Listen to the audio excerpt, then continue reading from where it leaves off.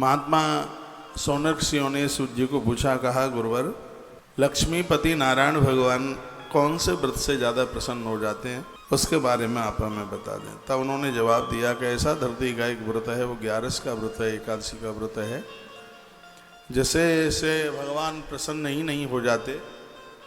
उस घर को छोड़ करके भगवान कभी जाते नहीं हैं जिन घरों में 11 का व्रत होता है। गरुड़ पुराण में वर्णन है, जिस घर में तुलसी की पूजा होती है, गौ माता को रोटी निकलती है, गंगा का आचमन होता है, 11 का व्रत होते हैं, यमराज दरवाजे से चले जाते हैं वापस, उस घर में प्रवेश नहीं करते।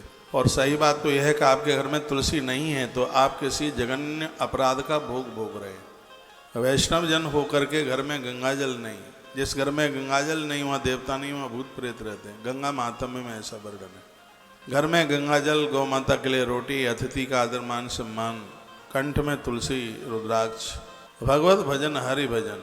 ऐसा बताते हैं कि सामने कोई चंदन तिलक लगाए आपको दर्शन दे जाए। सुबह से हमसे यदि कोई अपराध हो गया है तो उस व्यक्ति के दर्शन करते ही हमारे अपराध क्षीण हो जाते हैं। तो कोई भी दिन ऐसा ना निकले कि आपके भाल पर रोली तिलक चंदन। सधवा नारी के लिए बिंदी, भाल में सिंदूर बहुत मायना रखता है, घर की खुशियाँ बढ़ाता है। लेकिन आजकल उसमें भी फैशन हो गई है, अचक से इतना सा लगाएंगे कि कोई देख न ले। तो फिर शादी क्यों करी थी? जब इतना परहेज हो रहा है कोई देख न ले तो फिर क्यों शादी करी थी? इस सिंदूर के लिए बड़े बड़े कार्तिक नहाने पड़ते हैं, बहुत कुछ करना पड़ता है। जिस प्रकार से नारी के भाल के ऊपर सिंदूर बहुत सौभाग्य का प्रतीक है, उसी प्रकार से वैष्णव जनों के, हरि भक्तों के माथे के ऊपर लगा हुआ चंदन साक्षात भगवान के चरण हैं। ठाकुर जी के चरणों का दर्शन कर लिया, ये समझ लीजिए आप। 11 की महिमा, 11 का महात्म्य आप सुन रहे हैं, जिसमें वर्णन किया गया है। कहा गया है एक राजा हुए थे जिनका नाम था रुक्मांगद। एकादशी का व्रत करते हैं। 8 वर्ष से लेकर के 85 वर्ष तक इन्होंने डिंडोरा पिटवाया है और कहा है कि सबको व्रत करना पड़ेगा।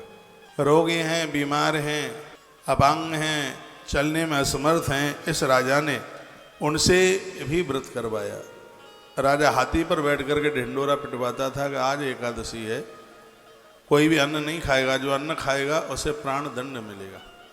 कर्कश बोल करके भी यदि किसी से धर्म करवाया जाए तो उसमें कोई अपराध नहीं है, ऐसा बोला गया। ये कहते थे कि आज एकादशी तिथि है, आज के दिन 8 वर्ष से अधिक और 85 वर्ष से कम आयु वाले जितने भी लोग हैं वो यदि भोजन करेंगे तो मैं उन्हें प्राणों का दंड दूंगा। 8 साल से नीचे और 85 के जो ऊपर थे बस वही मुक्त थे राजा के द्वारा। और 8 से 85 के वर्ष में जितने लोग थे राजा सबसे एकादशी करवाता और यह कहता कि मेरा दंड होगा यदि तुमने मेरी बात नहीं मानी तो उसे नगर से निर्वासित कर दिया जाएगा। औरों की तो बात ही क्या है कि पिता, भ्राता, पुत्र, पत्नी और मेरा मित्र भी क्यों न हो, उनको जीवन में से मैं त्याग दूंगा यदि एकादशी का व्रत नहीं करेंगे। मित्र वही है जो धर्म कर्म से जुड़ा है, पत्नी भी वही है। ऐसा बताते हैं कि दुराचारी स्त्री को छोड़ने में बिल्कुल पाप नहीं लगता, दुराचारी पति को भी छोड़ने में पाप नहीं लगता। दुराचारी यही है, यह नहीं है कि सबरे धर्म स्त्री के ही लिए, पुरुषों के लिए कुछ भी ना हो। पुरुषों के लिए वे सदाचारी बने। कहा गया कि मेरी माँ होगी, पिता होंगे, मित्र होंगे, उनको भी मैं छोड़ दूंगा यदि सदाचारी बनकर के नहीं जिए, 11 का एकादशी का व्रत न किया तो। ये बहुत बड़ी आवाज़ इस राजा की थी। राजा का नाम था रुक्मांगद। एकादशी मैया के ये बहुत परम भक्त थे। राजा के इस प्रकार घोषणा करने पर सब लोग एकादशी का व्रत करने लगे और सब भगवान विष्णु के लोक में जाने लगे। यमराज का रास्ता बंद हो गया था। यमराज के यहाँ यमलोक में 28 नरक हैं, 28 नरक के रास्ते बंद हो गए। जितने भी लोग हैं वो सब गरुड़ की पीठ पर बैठते हैं और सीधे भगवान नारायण के धाम जाते हैं। यह एकादशी की महिमा थी। ये बात बस बात कहकर समय पास करने के लिए कथा नहीं है। सत्य यही है कि व्रत तो बहुत हैं पर एकादशी से बढ़कर कोई व्रत नहीं है। पेड़ तो बहुत हैं, पीपल के ऊपर कोई नहीं है। नदियाँ बहुत हैं, गंगा जी के ऊपर कोई नहीं। प्रकाश देने वाली चीज़ें बहुत हैं, सूर्य के ऊपर कोई नहीं। धनुधारी बहुत हैं, अर्जुन के समान कोई नहीं है। वैष्णव बहुत हैं, महादेव के बराबर कोई नहीं है।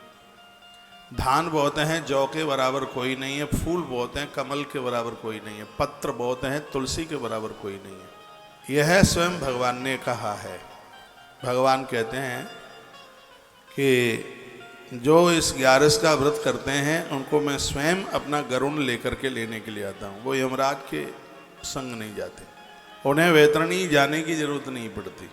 इतनी बड़ी महिमा एकादशी की है। और मैं आपको कल से 11 महात्म्य में सुना रहा हूँ और बड़ा आग्रहपूर्वक निवेदन करूँगा, यदि आपसे हो जाता है तो आप व्रत कर लीजिए 11 का। यदि आप आश्रम में होते तो मैं आपको यह व्रत करवा के ही छोड़ता। ऐसे बड़ा व्रत नहीं है, इसमें कल्याण छिपा हुआ है।